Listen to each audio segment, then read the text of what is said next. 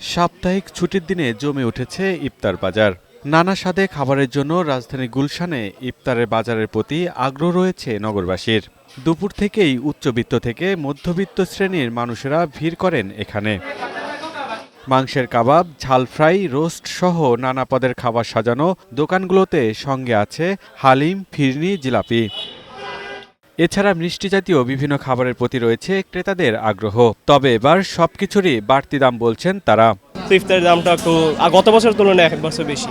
এর থেকে আর একটু কম হইলে হয়তো ভালো হইতো। খাবারটা সুস্বাদু এবং ভালো, এই জন্য দামটাও একটু বেশি। একই হাতে তো আমরা ইফতারি বানাই, হয়তো একটু চেঞ্জের জন্য আসা। এক্সেপশনাল বাচ্চারা পছন্দ করে না, বাচ্চাদের জন্য করা নেওয়া।